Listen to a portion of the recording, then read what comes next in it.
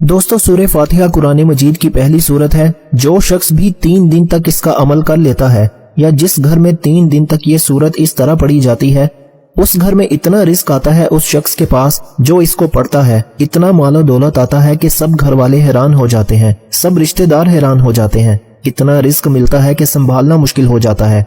जैसे सूरह फातिहा का पहला नंबर है, मालो दौलत में भी उस बंदे का पहला नंबर लग जाता है जो शख्स सूरह फातिहा को इस तरह 3 दिन तक मुसलसल पढ़ लेता है। अब सुनिएगा, इस सूरह फातिहा को आपने किस तरह पढ़ना है और किस वक्त पढ़ना है, मुकम्मल तरतीब सुनने के लिए, क्योंकि अमल निहायत ही कीमती और खास है। इस अमल को जानने के लिए आप इस वीडियो को अव्वल से लेकर आखिर तक मुकम्मल देखिएगा। इंशाअल्लाह ऐसी रहमतों का नज़ूल होगा, ऐसी बरकतों का नज़ूल होगा, ऐसे रिस्क का नज़ूल होगा कि दोबारा जिंदगी में ना रिस्क की परेशानी आएगी, ना घर में कोई मुसीबत आएगी, ना घर में कोई बीमारी आएगी। हर तरह की मुश्किल आपकी आसान हो जाएगी। इस सूरत के 20 नाम हैं। इससे पहले भी कई दोस्तों को ये अमल बता चुका हूँ। लोगों की जिंदगियां बदल चुकी हैं, कई लोगों के हालात बदल चुके हैं, कई लोगों की दुआएं कबूल हुई हैं।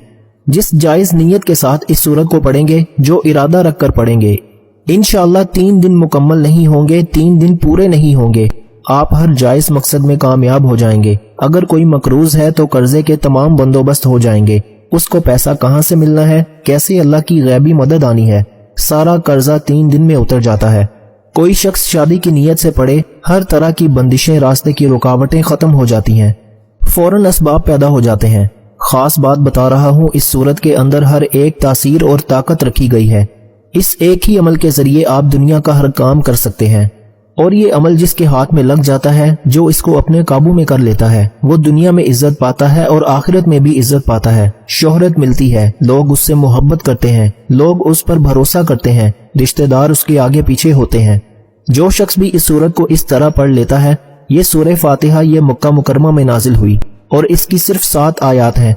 अब आसमान भी 7 हैं, अब जमीनें भी 7 हैं, हफ्ते के अंदर दिन भी 7। अब 7 का लफ्ज बड़ा ही निहायत ही खास है। खाना काबा के चक्कर भी 7, यानी कि जो तवाफ किया जाता है उसके 7 चक्कर हैं खाना काबा के भी। इसी तरह इसकी और भी बड़ी चीजें हैं। अब मैं उनकी तरफ नहीं बढ़ता, अमल की तरफ ले जाना चाहता हूँ। अलबत्ता इसके अंदर बहुत ज्यादा हिकमतें छुपी हुई हैं। वो सारी हिकमतें आपके सामने बयान करूं तो वक्त बहुत चाहिए। अल मुख्तसर मैं आपको बता देना चाहता हूँ, इस सूरत के 20 नाम हैं।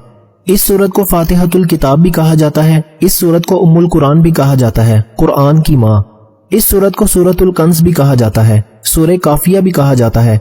काफिया इसलिए कहते हैं कि दूसरी सूरतों के बदले में ये काफी है, यानी कि बाकी सूरतें पढ़ने की जरूरत ही नहीं पड़ती।